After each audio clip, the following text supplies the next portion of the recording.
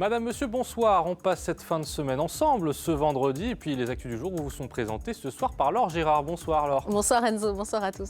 Un invité politique d'abord dans ce JT. Il était de passage en Sarthe pour une réunion publique jeudi soir.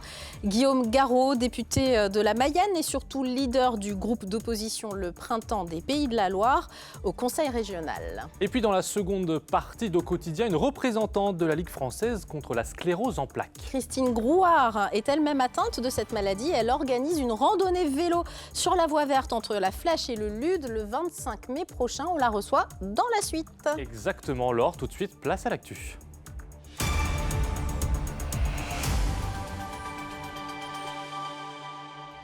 Au sommaire de cette édition, le circuit en ébullition. Et à quelques heures du départ des 24 heures moto, nous avons suivi des reporters en herbe.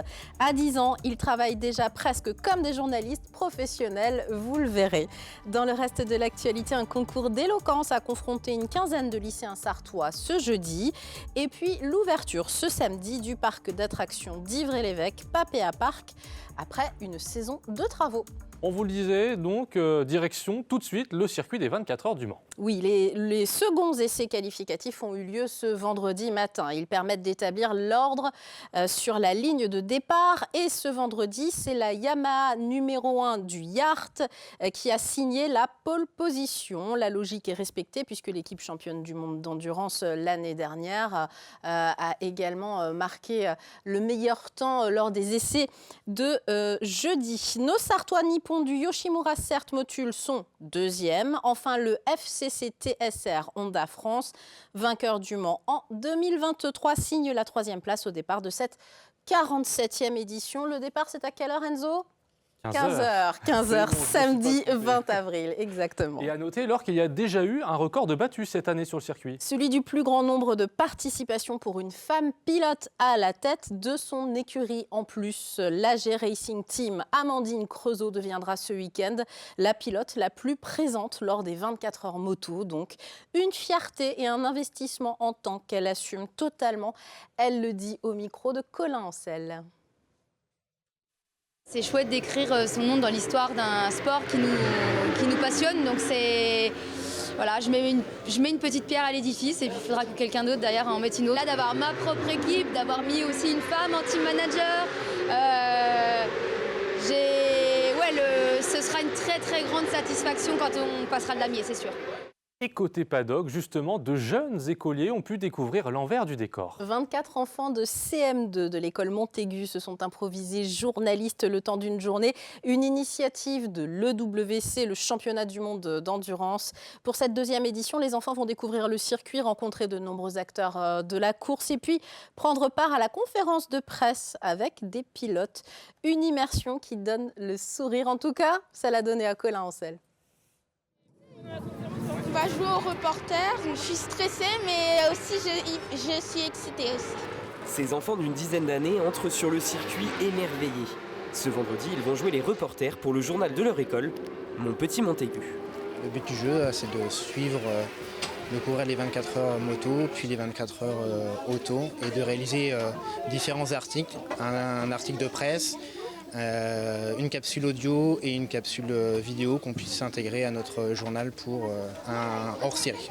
Alors à leur arrivée, ils sont surpris par le bruit.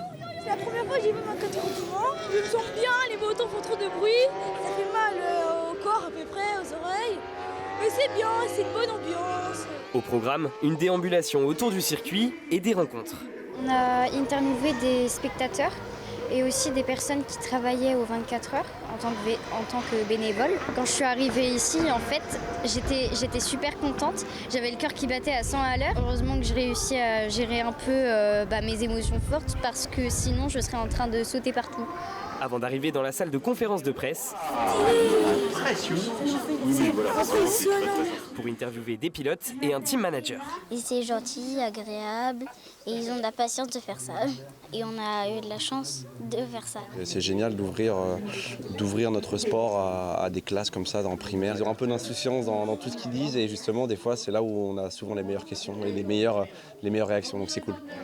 Puis vient le temps de la rédaction. Les enfants rééditeront cet exercice au pesage et pendant les essais des 24 heures du Mans Auto. Une chose est sûre, ils repartiront des souvenirs plein la tête.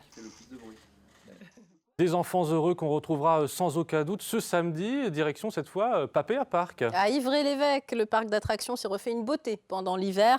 Nouveaux espaces verts, nouveaux parcs aquatiques. Les dirigeants ont investi 1 million d'euros cette année. Une condition pour entretenir le succès. Tout de même plus de 200 000 visiteurs en 2023. Enzo Maubert. Après la Grande Roue en 2021, le Speedy Nuts en 2023 place cette année à un jardin aquatique totalement rénové. 800 mètres carrés dédiés à la baignade, pour l'instant encore en travaux. Ouverture prévue d'ici le mois de juin. La zone va pouvoir accueillir beaucoup plus de personnes.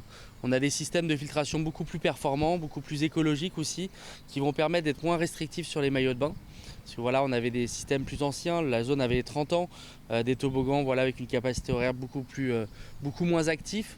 Un investissement nécessaire afin de poursuivre le développement du parc. 205 000 visiteurs en 2023, un record que les dirigeants comptent bien dépasser cette année. En plus de la zone aquatique, le parc a également investi dans l'embellissement et la végétalisation, parterres, rochers, mais surtout arbres et arbustes, une cinquantaine en tout. On voit dans cette zone-là, donc on a fait des bacs où on a mis des arbres qui sont des mûriers platanes plateaux qui permettent de faire de l'ombre en fait. L'idée c'est de créer des zones d'ombre. On a refait ces bacs-là avec des enduits et du parement. On a planté aussi dans des bacs des oliviers. On a mis l'enrobé l'année dernière. Mais voilà, on a réaménagé toute la zone voilà, pour créer des nouvelles zones d'attente où les gens peuvent s'installer. Papéa compte sur le beau temps pour attirer les visiteurs. Une grande nouveauté est aussi dans les tuyaux pour 2025. Place à notre invité de ce journal, Laure, maintenant. Oui, il était en réunion publique de passage en Sarthe ce jeudi soir. Guillaume Garot, député de la Mayenne et surtout leader du groupe d'opposition Le Printemps des Pays de la Loire au Conseil régional, a répondu aux questions de notre journaliste Anthony Piton, accompagné de Colin Ancel. À mi-mandat, il est très critique concernant la politique de la présidente Christelle Morancé. Je suis avec Guillaume Garot, le leader du groupe d'opposition à la région, le Printemps des Pays de la Loire, député aussi de la Mayenne. Bonsoir. Bonsoir. Alors vous inaugurez aujourd'hui au Mans un cycle de rencontres avec les Ligériens. Il y aura 5 rendez-vous en tout. Quel est l'objectif de ces meetings? Nous sommes l'opposition de gauche au Conseil régional, puisque notre groupe de 12 élus au Conseil régional comprend des élus du Parti socialiste, du Parti communiste, mais aussi de ce qu'on appelle la société civile, hein, des hommes et des femmes qui sont engagés localement. Et ce que nous voulons faire là, durant ces semaines devant nous, c'est de rendre compte de notre mandat. Nous sommes à la mi-mandat régional. Voilà. Donc aujourd'hui, il est important de dire ce que nous faisons à la région, c'est-à-dire de porter un regard critique sur ce qu'a fait la majorité régionale, mais aussi de dire ce que sont nos propositions pour une région que nous voulons plus juste, plus solidaire, plus écologique aussi. De son côté, Christelle Morancé, elle aussi, a lancé le même cycle de réunions de mi-mandat il y a 3 ans. Vous rêviez de prendre sa place. Aujourd'hui, quel regard vous portez justement sur ces 3 ans de mandat? Ce qui me frappe, moi, c'est qu'on a affaire à une région complètement déconnectée des réalités du quotidien des habitants. Le dernier exemple en tête, c'est une augmentation prévue de 41% sur les tarifs des cars scolaires, les cartes de transport scolaire. Et ce sera effectif à la prochaine rentrée, au mois de septembre. C'est plus 5 € pour cette année. Qui s'ajoute à l'augmentation qui était déjà extrêmement forte à la rentrée dernière. Ça veut dire qu'aujourd'hui, la région, très clairement, en rajoute à la vie chère des familles de la région, alors qu'au contraire, la région devrait être un amortisseur de l'inflation et pas une collectivité qui aggrave l'inflation pour le porte-monnaie des familles. Donc, vous voyez, ça c'est un exemple très concret, mais ça dit bien combien la région est complètement déconnectée du quotidien des familles. Mais je pourrais vous dire aussi la même chose avec ce qui se passe dans les entreprises. Regardez, on a une PME qui était sur les panneaux solaires en Loire-Atlantique. Et vous savez qu'aujourd'hui, en Europe, il y a vraiment fort à faire face à une politique commerciale chinoise qui est très agressive en particulier sur ces panneaux solaires, sur l'industrie des panneaux solaires. Qu'est-ce qu'a fait la région ?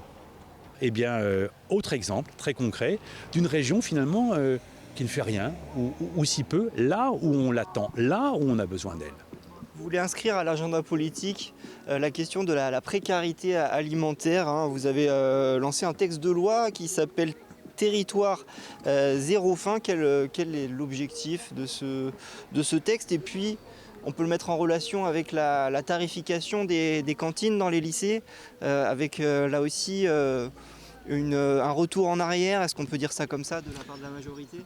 Une majorité qui renonce, là aussi, c'est la déconnexion par rapport à la réalité du quotidien pour les familles. Qu'est-ce qu'avait proposé ? C'était un engagement de campagne de Christelle Morancet.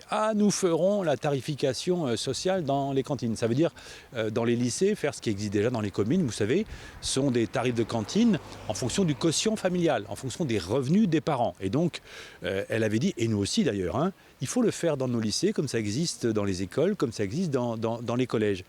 3 ans après, toujours rien. Et elle vient de dire, la présidente de région, que finalement, ce n'était pas une priorité, finalement, on n'allait pas le faire. Mais ça ne va pas, parce que ça aussi, ce serait une aide très concrète au pouvoir d'achat des familles. Et là encore, déconnexion complète. Alors, je reviens sur la question de la précarité, c'est votre question. Et c'est moins le conseiller régional qui s'exprime que le député. En effet, à l'Assemblée, je porte une proposition de loi pour des territoires zéro faim, comme on fait aujourd'hui des territoires zéro chômeur de longue durée. L'idée, c'est quoi ? C'est l'idée de se mobiliser à l'échelle d'un territoire pour lutter de façon très concrète et très active contre la précarité alimentaire. Se fixer l'objectif que personne sur un territoire ne souffre de la faim. Donc c'est une expérimentation que je propose. Comment ? En rendant convergents et donc efficaces différents dispositifs qui aujourd'hui sont un peu épars. Concrètement, c'est quoi ? Ce que je disais, la tarification juste dans les cantines. Ensuite, ça peut être le ticket de Resto U à 1 € pour les étudiants, parce qu'il y a une vraie précarité étudiante. C'est quoi la précarité ? C'est se nourrir de pâté de riz à longueur de semaine. C'est ça, concrètement. C'est l'idée aussi d'un chèque alimentation durable.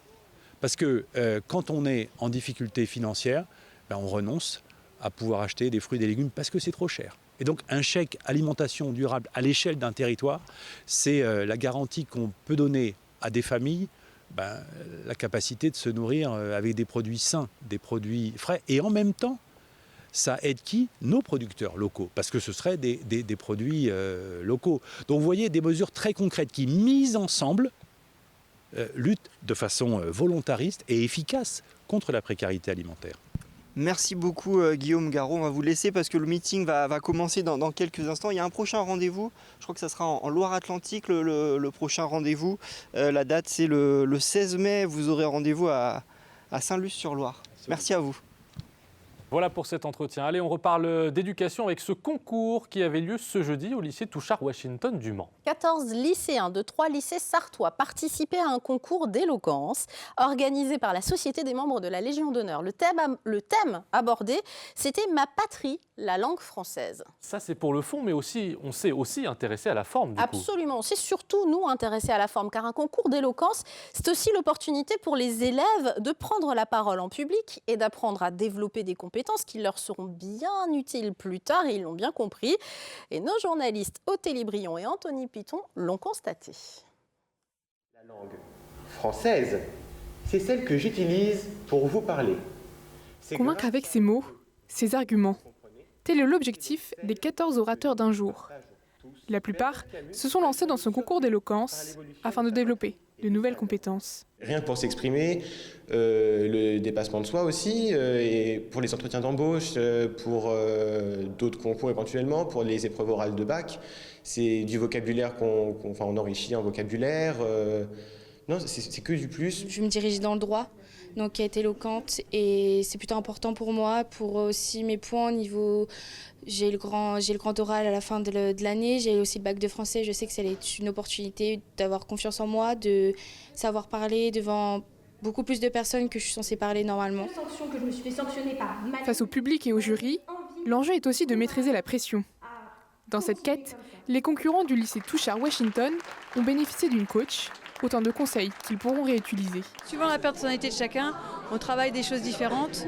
Souvent, ça passe par la respiration, qui est un très bon moyen de se détendre. Mais là, on a aussi travaillé sur le chant et sur le regard. Donc, toutes ces petites techniques qui sont des petites choses, mais qui, mis bout à bout, font la différence. En classe, les bénéfices de l'art oratoire se font d'ailleurs déjà ressentir. J'ai inscrit les 2 premiers garçons à ce concours parce qu'au démarrage, ils parlaient beaucoup en classe, mais ils n'utilisaient pas leurs propos à bon escient. Ils sont moteurs maintenant. Voilà. Donc ils interviennent de façon beaucoup plus efficace. Et puis pour le cours oral, ils sont vraiment prêts. Autant de bénéfices qui donnent déjà quelques idées à l'établissement Touche à Washington. Un concours d'éloquence interne est à l'étude pour l'année prochaine. On termine avec une idée sortie pour ce week-end si vous n'êtes pas au circuit, évidemment. Oui, mais que vous aimez les plantes, vous aimez entretenir votre jardin, bref, vous avez la main verte comme Enzo Maubert. Rendez-vous à Bessé-sur-Bray au château de Courtanvaux pour la fête des plantes. Près de 80 exposants sont encore présents cette année. Des conférences et des ateliers pratiques sont organisés pour cette 24e édition de l'événement. Ça se passe donc samedi 20 et dimanche 21 avril de 10h à 18h. L'entrée est de 3,50 € pour les plus de 15 ans. C'est toujours un moment très agréable. Je n'ai pas du tout la main verte, mais j'irai justement peut-être y faire un tour pour apprendre quelques règles de jardinage. Vous êtes trop modeste, Enzo, vous êtes trop modeste. On verra ça. Alors, on se retrouve dans un tout petit instant pour la suite de Quotidien. À tout de suite.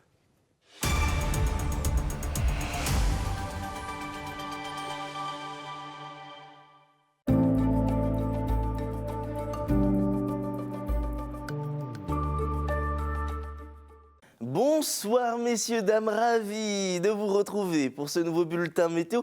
Denis Delcourt pour vous accompagner aux portes de ce nouveau week-end et peut-être même des vacances pour les plus chanceux d'entre vous, bande de petits vénards. Alors pour votre soirée, globalement un ciel bien dégagé sur l'ensemble du territoire. Vous voyez très peu de nuages, si ce n'est pour décorer le ciel. Côté température, elles resteront très douces au cours de ces prochaines heures, avec encore 12 degrés pour Alençon, pour Mamers ou encore à Ciel-Guillaume, comptez 13 degrés au Mans, pour Saint-Calais ou encore à Tours, 14 degrés à Angers, ou encore du côté de Sablé-sur-Sarthe jusqu'à 15 degrés pour la Flèche. Pour la journée de samedi, le soleil restera présent dès les premières heures de la matinée. On profite de ce beau ciel bleu.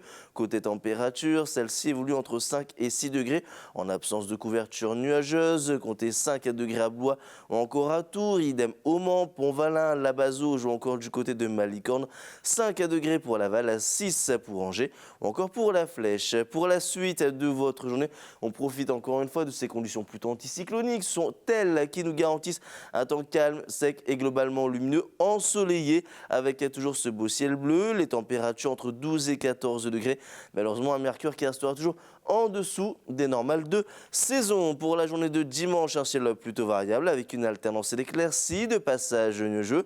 Les températures qui, elles, évoluent entre 11 et 12 degrés. Et a priori, on se dirige vers un temps plutôt pluvieux pour le début de semaine prochaine, mais on affinera tout ça lors d'un prochain bulletin météo. En attendant, les amis, je vous souhaite de passer une excellente soirée, un très bon week-end.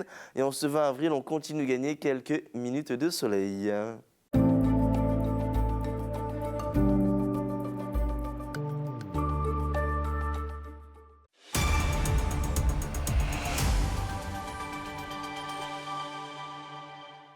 Avant de retrouver notre invité, le point sur la qualité de l'air en Sarthe et dans la région. Les vents se sont renforcés légèrement ce vendredi après-midi, ce qui favorise la dispersion des polluants. Le principal polluant reste l'ozone, mais vous le voyez sur la région, eh bien l'indice restera en vert, c'est-à-dire qu'il restera moyen.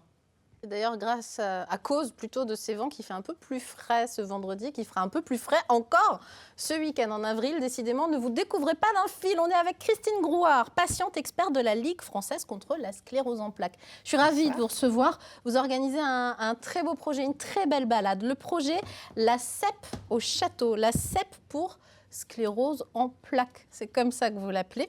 Une randonnée vélo sur la voie verte entre La Flèche et le Lude le 25 mai prochain. Comment ça va se passer concrètement cette balade ? Alors, donc, c'est une balade qui est ouverte à tout le monde. Donc, le départ se fait au niveau de la zone du complexe de la Monnerie à La Flèche. Et donc, pour des raisons de sécurité, ce sera sur la voie verte entre La Flèche et le Lude, avec une arrivée au château du Lude, et donc un petit pot et un spectacle après.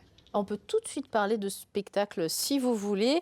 J'ai eu la chance d'avoir Daniel Carton au téléphone aujourd'hui.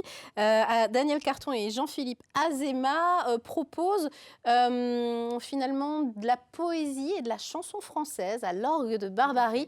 Ça va être un moment super sympa où les gens pourront chanter du Brel, du Piaf, du Trenet, du Aznavour. Enfin voilà, un moment agréable. C'est ce que vous voulez. Vous souhaitez un moment vraiment festif et convivial. Oui, oui, oui, tout à fait. Donc c'est ouvert à tous, mais je souhaite aussi emmener quelques malades.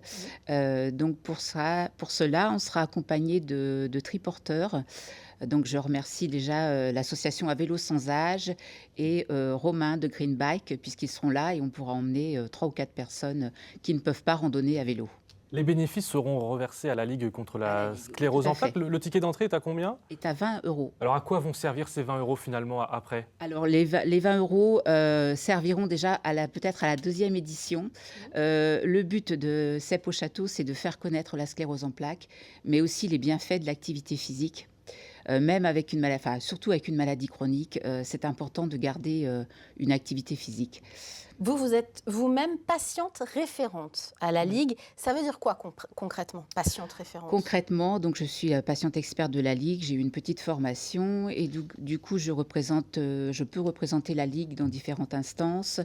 Je peux accompagner et soutenir les autres patients. Et puis collaborer avec les soignants pour être un petit peu un trait d'union entre les patients et les soignants. Vous êtes vous-même soignante, je suis moi-même puisque soignante. Vous êtes infirmière de formation. Oui, tout à fait. Et en fait, vous avez finalement ces 2 casquettes.